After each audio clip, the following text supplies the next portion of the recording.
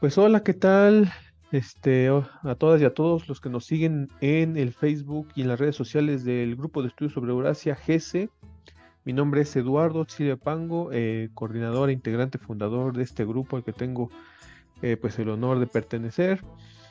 Y vamos a iniciar esta serie de diálogos GESE como parte de las celebraciones del quinto aniversario del grupo, pues entrevistando a las y a los integrantes del GESE, del Grupo de Estudios sobre Eurasia. Y en esta primera sesión, pues que es la piloto, vamos a decirlo, tenemos el honor de contar con la presencia de el maestro Eduardo Palacios Cabrera, que aparte de también ser otro integrante fundador del Grupo de Estudios sobre Eurasia, es un gran amigo, un gran colega, ¿no? A quien agradezco. Para empezar, repito, es que a Lalo, al tocayo, pues tengo el gusto de conocer desde que estudiamos juntos la licenciatura en Relaciones Internacionales en la Benemérita Universidad Autónoma de Puebla, hace ya algunos años de hecho. Ya tiene un poco más de 10 años que egresamos, pero bueno, al final Lalo siguió su camino para formarse como especialista en Rusia. Tocayo, pues te invitaría a que por favor nos platicaras un poco sobre tu trayecto profesional, es decir, después de la licenciatura en RI, qué hiciste, qué pasó, y como ya he adelantado, Lalo se especializa en Rusia y la pregunta es, ¿por qué Rusia? ¿Por qué te Pues interesa? muy buenas noches, mi estimado tocayo Eduardo Otzili. Es un gusto estar aquí contigo y con la audiencia. Pues bueno, como tú lo mencionas, nos conocemos desde la licenciatura de Relaciones Internacionales en la Benemérita Universidad Autónoma de Puebla. Y fue precisamente durante el estudio de la licenciatura que yo llegué pues a enamorarme de Rusia, ¿no? Recuerdo muy bien que en ese tiempo comenzamos también nuestra práctica como Mooners, ¿no? Como participantes en modelos de Naciones Unidas. Y pues justamente uno de los papeles que a mí me gustaba mucho interpretar era el de delegado de la Federación Rusa, ¿no? En el entendido de que, pues bueno, estudiantes de una universidad de izquierda, debemos decirlo, la UAP, pues siempre estábamos como del lado de los contestatarios, vamos a decirle, ¿no? De aquellos que se oponen, pues, al hegemón, al poder central, a la autoridad central, con conocimiento de causa, no hay que decirlo, no era simplemente una rebeldía por serlo, ¿no? Y precisamente en este tipo de actividades yo recuerdo que me empecé a involucrar en lo que era Rusia, ¿no? Rusia para mí tiene una tradición familiar en el sentido de que mi abuelo, el señor José Cabrera Ramírez, que vivió inclusive los simulacros de los bombardeos en la ciudad de Pachuca durante la Segunda Guerra Mundial. Y desde ahí me hablaba, ¿no? de qué era Rusia, de qué era Alemania, de qué era Japón, de qué era Estados Unidos, ¿no? De qué era Francia. Y así fue como quizá tuve mis primeros acercamientos con Rusia. Ya tenía un poco de conocimiento de la historia de Rusia, pero es precisamente con estas actividades en la universidad en las que me topo con un país que resultaba hasta cierto punto, como te comento, contestatario, rival de la gran potencia, ¿no? Los Estados Unidos. Y yo creo que se ajustaron las cosas, ¿no? Porque también recordemos, nosotros empezamos a estudiar en el 2007. En ese tiempo Putin apenas tenía 7 años en el poder, ¿no? Formalmente, como presidente de Rusia. Entonces, estaba muy en boga. Yo me acuerdo que su figura política era como muy famosa, ¿no? Entonces, pues eso también, obviamente el señor tiene mucho imán, ¿no? Entonces llamaba mucho la atención. Y no sé si recuerdas, porque a mí también me gustaba, cuando no podía hacer Rusia, me gustaba hacer China, ¿no? Entonces, me gustaba hacer como esta parte que estaba, oponiéndose, ¿no? A las directrices de los grandes países capitalistas, ¿no? Lo digamos con todas sus letras, en la arena internacional. Entonces, a partir de ahí, yo me empiezo a enfocar en Rusia, ¿no? Entonces empiezo a combinar mis actividades como era mi participación en los modelos de Naciones Unidas con mis trabajos en clase, con mis ensayos finales, hasta que, bueno, para no hacer largo el cuento, se cumplen casi 5 años de estudios universitarios y llega el momento de hacer la tesis, ¿no? Entonces, como yo ya tenía todo este background, ¿no? Este fondo de lo que era Rusia, ya conocía un poco más de Rusia con respecto a otros países, pues decido hacer la tesis, ¿no? Sobre Rusia. Recuerdo que se titulaba La participación de Rusia en la Organización para la Cooperación de Shanghái, ¿no? En Asia Central.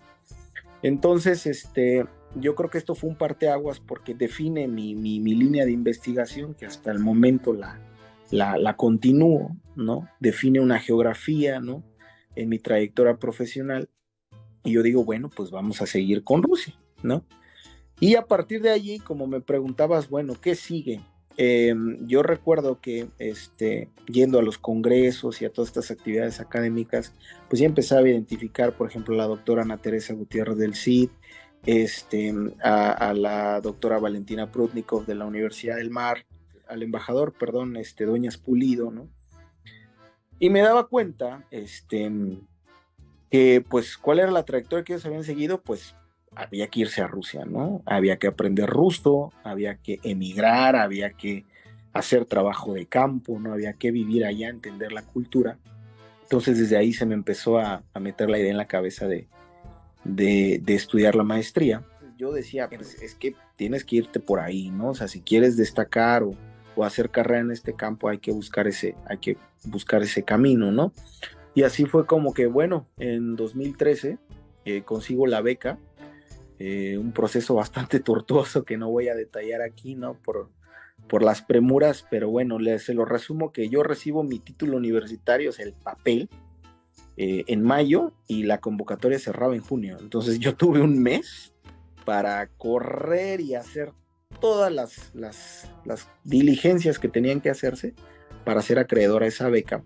Y que quiero aprovechar el espacio porque siempre me gusta ser agradecido, para agradecer el apoyo que en ese momento me brindó la Casa de la Cultura Rusa en México, en la sede de Puebla, que fueron las personas que me ayudaron a traducir todos mis documentos del español al ruso. Yo en ese momento solo había tomado un semestre de ruso introductorio, entonces solo me sabía decir hola y adiós, ¿no? Y leer el alfabeto, pues no entendía nada. Entonces, agradezco mucho a la Casa de la Cultura Rusa en México, la sede en Puebla, que me apoyaron mucho en ese sentido. Y bueno, pues terminamos yéndonos a Moscú, ¿no? Y ahí estuvimos 3 años, de 2013 a 2016. Con toda humildad lo digo, creo que se lograron los objetivos. Obtuve el diploma rojo, me gradué, pues son los honores que te dan, una tradición muy soviética que hasta el momento se conserva, porque los diplomas originalmente van en una carpetita azul y cuando te gradúas con honores te lo dan en una carpeta roja, ¿no? Muy, muy, muy soviético.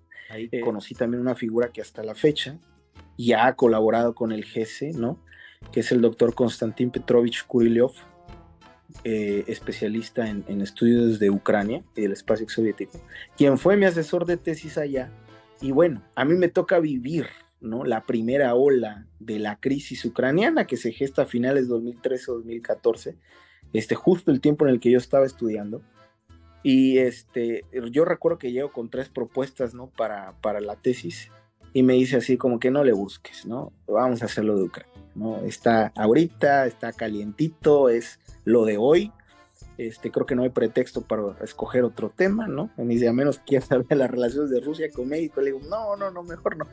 Obviamente vámonos por Ucrania, ¿no? Y así es como hasta la fecha, ¿no? Y ahí se va decantando, ¿no? Lo que es la línea de investigación. Me voy especializando más en toda esta cuestión de Europa del Este y en Ucrania sobre todo, ¿no? Porque Sí, un poco a lo mejor también porque sería de interés para quienes persiguiendo estudios rusos. A lo mejor que nos platicaras un poco, pues, ¿cuál fue tu maestría? O sea, y también me gustaría, por favor, nada más que nos recordaras cuál fue la universidad a la que asististe, ¿no? Porque es emblemática. Pues yo me gradué en 2012, bueno, en 2011, pero recibo el título en octubre de 2012, ¿no? Bueno, el examen profesional. El título, después de toda la burocracia que sabemos que dura por lo menos 6 meses, pues sí, llegó en mayo, ¿no? Por eso es que no pude perseguir la beca en 2012 porque no tenía el título en físico, que ojo, es un requerimiento que te pide en original, te lo tienes que llevar en la maleta, te lo pide Rusia. Entonces, pues no tenía yo el papel, el título. Una vez que recibo el título, pues entro como candidato. Es un programa que expide la embajada rusa en México, ¿no? Lo saca todos los años hasta donde recuerdo. Y bueno, lo que te dan, como en cualquier programa, te dan a elegir, ¿no? Obviamente yo pedí en primer lugar la MGIMO, que es la universidad, es el equivalente al Matías Romero en Rusia, ¿no? Es la Escuela de Relaciones Internacionales del Ministerio de Relaciones Exteriores de Rusia. Una escuela muy elitista, ¿no? Muy elitista, tengo que decirlo. Ahí estudió el hijo de Bashar al-Assad, por ejemplo, presidente de Siria, los hijos de los presidentes de Uzbekistán, de Kazajstán, de Kirguistán, ¿no?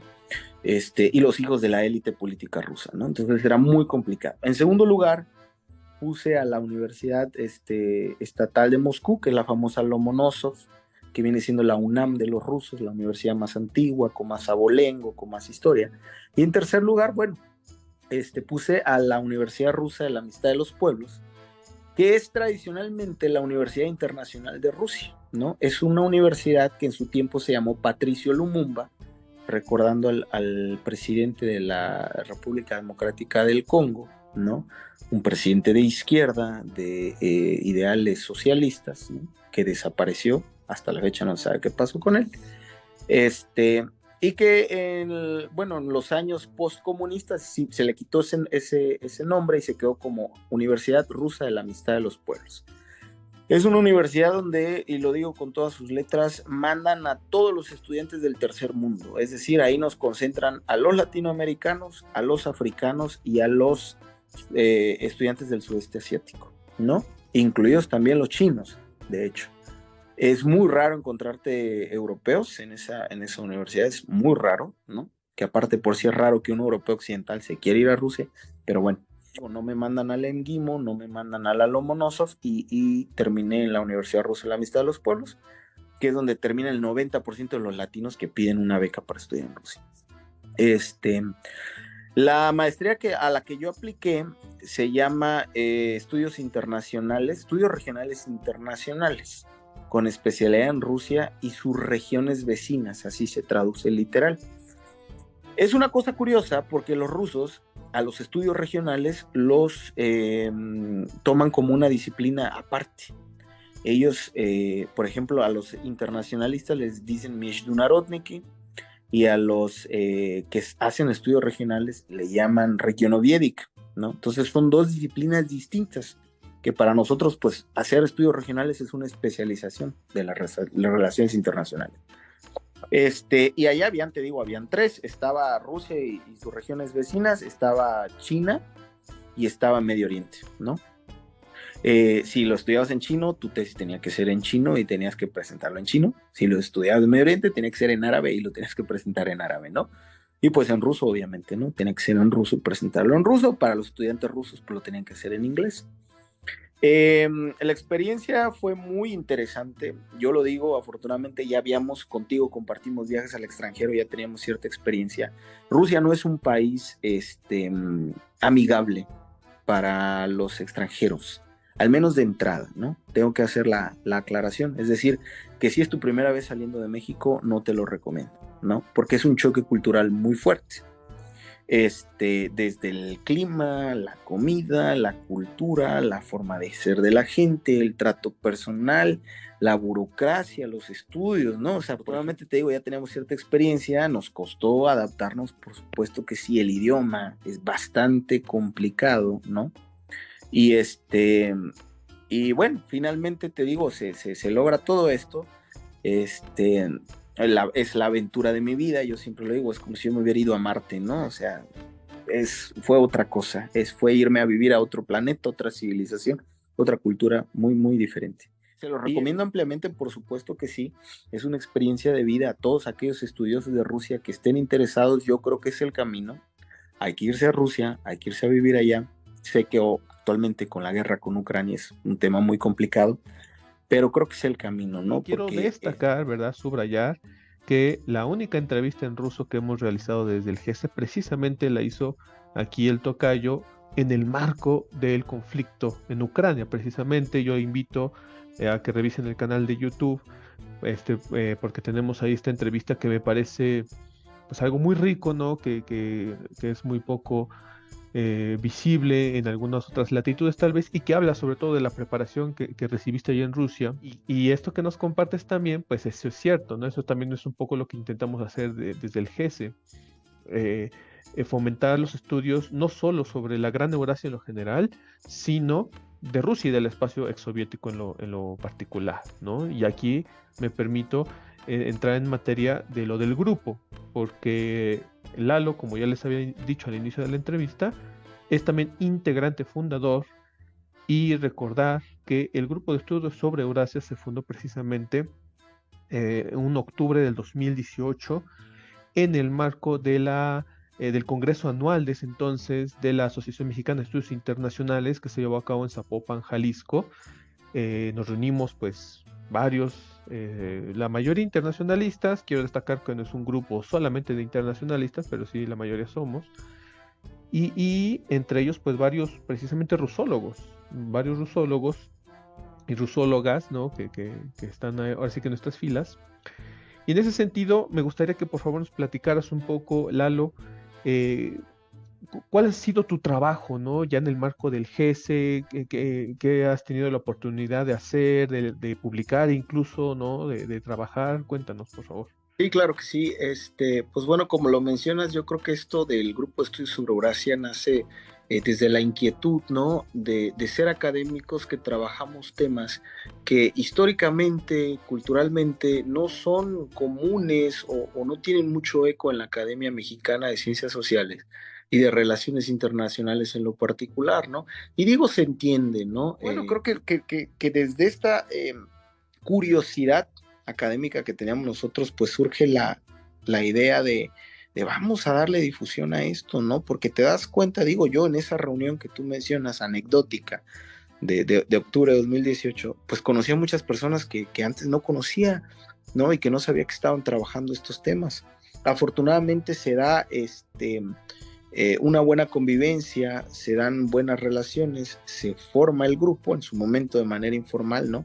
Y comenzamos con muchas actividades. Ahora, atendiendo a tu pregunta, bueno, yo he tenido la oportunidad de participar muchas veces como miembro del GESE en actividades que organiza el mismo grupo de estudios sobre Eurasia y también en otras actividades como, por hablar de los ejemplos más claros, los congresos de la Asociación Mexicana de Estudios Internacionales, pero también cosas más internacionales como la participación, la cual estoy muy orgulloso que tuvimos como grupo en el, ¿cómo se llamaba? Que fue en el Colegio de México. Ayúdame por favor porque estoy mezclando las siglas en español. Ah, sí, el que fue ¿Becas? 2019, si no me equivoco. El Ajá. Western Asian Studies Conference, el WCAS. Ese, me- Algo, ese mero. Que tuvimos una participación en grupo, ¿no? Entonces yo creo que esa es una de las actividades más importantes, ¿no? Estar dando conferencias, estar dando ponencias como miembros integrantes del GESE y sobre todo siempre atendiendo a temas correspondientes a la Gran Eurasia, ¿no? En mi particular perfil, sobre todo a Rusia. Otra de las cosas que hacemos que creo que es muy importante es el blog que tenemos en el GESE. Yo se los recomiendo a todos. Siempre hay información fresca y sobre todo siempre hay información verificada. Es gente que lleva mucho tiempo estudiando esto, es gente que sigue estudiando esto, que tiene una formación profesional sólida, ¿no? O sea, no son opiniones cualquiera en Facebook, ¿no? Entonces yo se los recomiendo mucho y también ya tuve la oportunidad de publicar información allí. Y bueno, aparte de todo esto y del trabajo que hacemos de manera interna, pues quiero aprovechar para comentar con mucha satisfacción y mucha alegría que estamos esperando que en este mes de febrero, en próximos días, ya salga publicado el tercer libro colectivo, si no me equivoco, Tocayo, con el sello el segundo, con el sello del Grupo de Estudios sobre Eurasia, que viene titulado como Los Olvidados de Eurasia, aportaciones desde México, que es un conjunto de estudios de política internacional, ¿no? Y de datos básicos de muchísimos países que verdaderamente han sido olvidados históricamente en México, ¿no? Entonces, bueno, sería como la tercera actividad, que es la publicación. También contigo hemos publicado ya varios trabajos en revistas internacionales, capítulos del libro, etcétera. Entonces, bueno, yo creo que el GESE precisamente es ese espacio que me ha permitido pues seguir desarrollando esta labor académica en mi línea de investigación, ¿no? Que bueno, difícilmente hubiese tenido en otros espacios, ¿no? Y finalmente decir que con la crisis de Ucrania, bueno, la reactivación del conflicto entre Ucrania y Rusia, pues hemos tenido mucha oportunidad de trabajar, hemos tenido mucho trabajo, hemos estado brindando entrevistas también, junto con otros colegas y colegas rusólogos.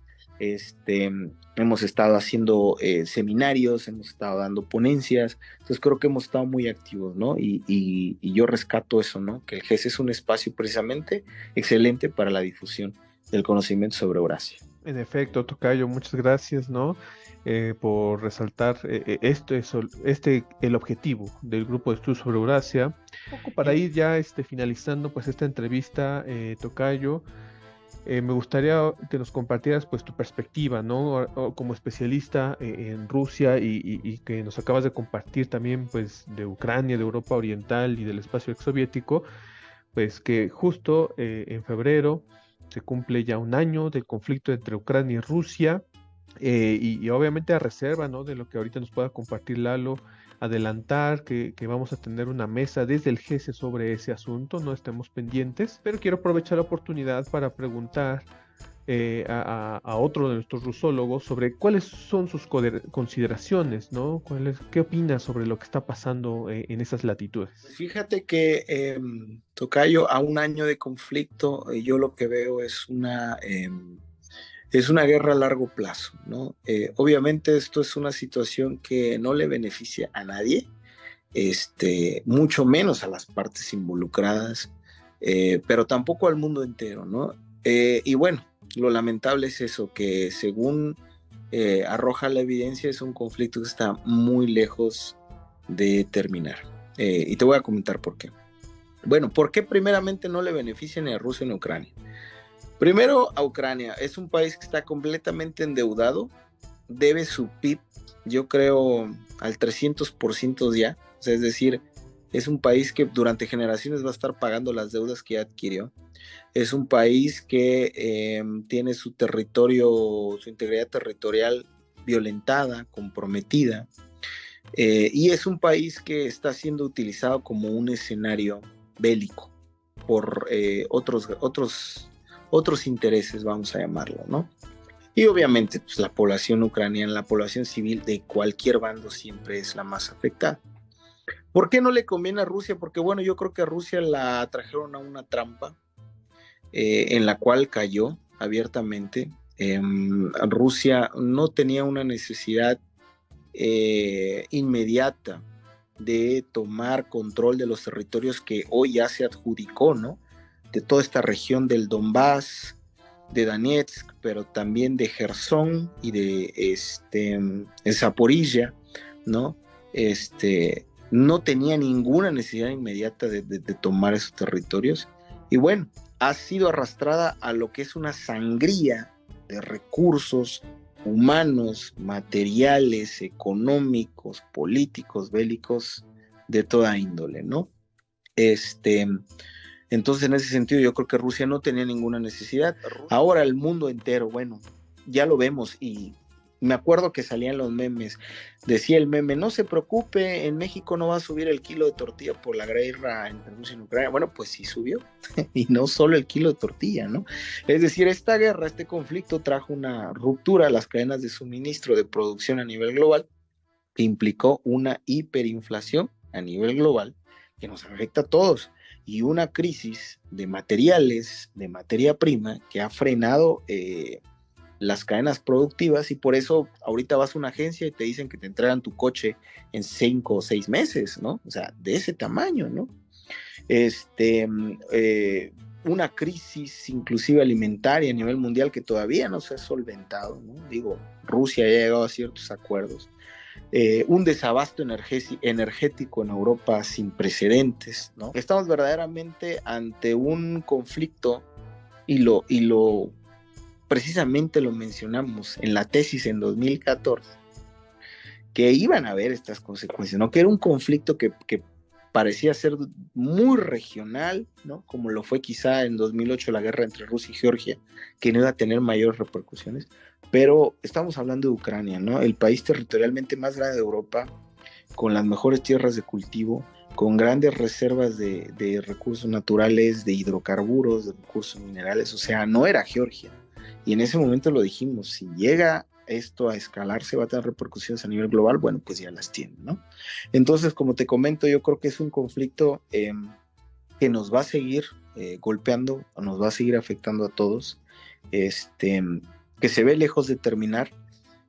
Ambos bandos ya están planeando ofensivas masivas ahora en febrero, ¿no? Para tratar de recuperar cada uno el territorio, pues porque ya Rusia dice, es que esto ya es parte de la Federación Rusa, entonces pues te digo que no lo veo lejos de acabar. Y bueno, termino con este dato duro para que nos demos una idea. Rusia se está enfrentando a 3 veces el PIB de Ucrania en asistencia militar. No 3 veces el PIB que Ucrania asigna a la defensa, no. 3 veces el PIB de Ucrania, o sea, es como si Rusia estuviera peleando con 3 Ucranias, pues. Así de fácil.